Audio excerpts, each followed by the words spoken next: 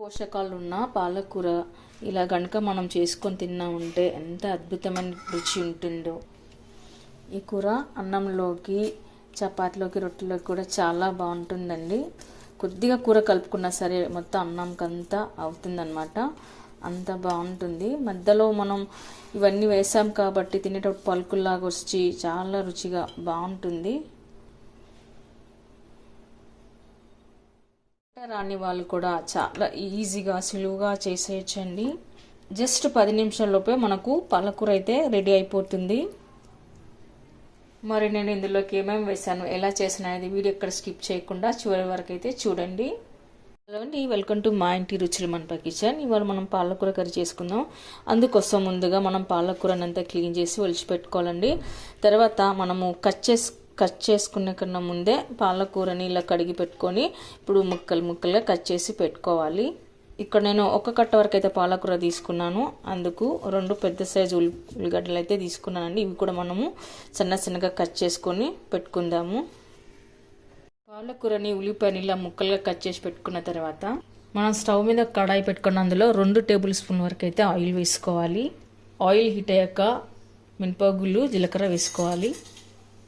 ఇప్పుడు కలర్ మారినాక మనం కట్ చేసి పెట్టుకున్న ఉల్లిపాయ ముక్కలు వేసుకోవాలి. ఇప్పుడు ఉల్లిపాయ ముక్కలోని పచ్చి వాసన పోయి కలర్ మారే వరకు మనం కలుపుకొని పెట్టుకోవాలి. ఇప్పుడు కొద్దిగా పసుపు, ఉప్పు కొద్దిగా ఇప్పుడు ఒకసారి కలుపుకొని పెట్టుకుందాము. ఆ తర్వాత కచ్చా పచ్చగా దంచి పెట్టుకున్న 3 వెల్లుల్లి రెబ్బలు వేసుకోవాలి. ఇప్పుడు ఒకసారి కలుపుకొని పెట్టుకుందాము. కరివేపాకు వేసి కలిపెట్టుకున్న తర్వాత ఆనియన్ కొద్దిగా దగ్గర పడుతుందండి. దగ్గర పడ్డ తర్వాత మనం కట్ చేసి పెట్టుకున్న పాలకూరను వేసుకోవాలి. ఇక్కడ ఉల్లిపాయను మరీ మాడగొట్టనీయకుండా మనం కాస్త దగ్గర పడే వరకు, కలర్ మారి దగ్గర పడుతుంది కదా, అంతవరకు కలుపుకొని పెట్టుకోవాలి. ఆ తర్వాత పాలకూర వేసుకోవాలి.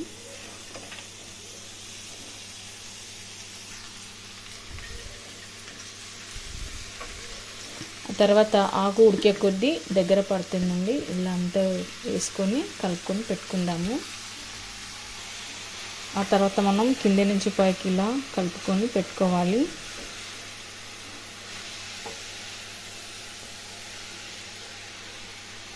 ఇలా అంతా కలిపి పెట్టుకున్న తర్వాత మనం ఇందులో కొద్దిగా కారం వేసుకోవాలి. మనం తినే టేస్ట్ని బట్టి ఉప్పు వేసుకోవాలి. తర్వాత కొద్దిగా ధనియా పౌడర్, ఆ తర్వాత కొద్దిగా జీరా పౌడర్, ఇవన్నీ వేసాక ఒకసారి కలుపుకొని పెట్టుకోవాలి. ఇవన్నీ వేసి కలిపి పెట్టుకున్న తర్వాత మనము మూత పెట్టేసుకొని పాలకూరని ఉడికించుకోవాలి. పాలకూరలో ఉన్న వాటరే ఉంటుంది కాబట్టి నీళ్ళు వేయాల్సిన అవసరం లేదండి. ఆ వాటర్కే మనకి పాలకూర ఉడికిపోతుంది. ఆ తర్వాత మనం పాలకూరను తినేటప్పుడు మధ్యలో పలుకులుగా రావడానికి కోసం వేయించి పొట్టు తీసి పెట్టుకున్న పల్లీలు వేసుకోవాలి. అలాగే కొద్దిగా జీడిపప్పు కూడా వేసుకోవాలి. ఇవి వేయడం వలన పాలకూరకి అయితే మంచి టేస్ట్ వస్తుందండి. మనం తినేటప్పుడు పలుకులుగా తగులుతూ, మధ్యలో పలుకు తగులుతూ చాలా రుచిగా బాగుంటుంది. వీటిని మనం కాస్త కచ్చాపచ్చగా ముక్కలుగా దంచుకోవాలి.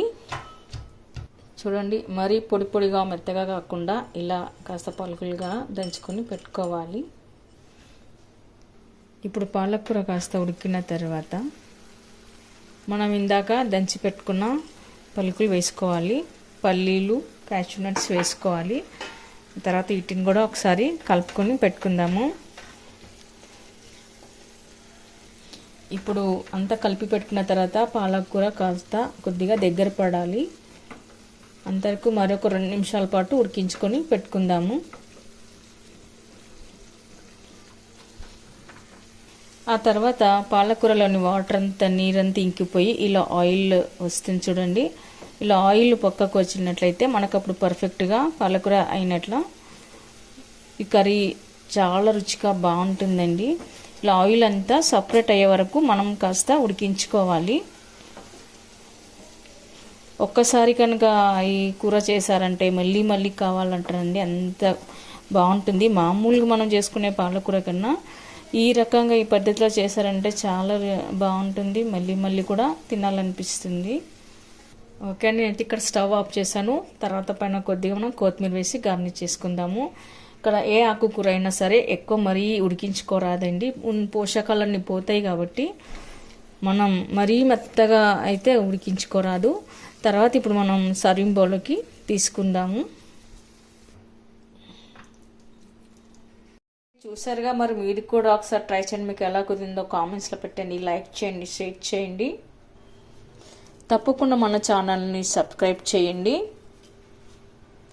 Thank you for watching.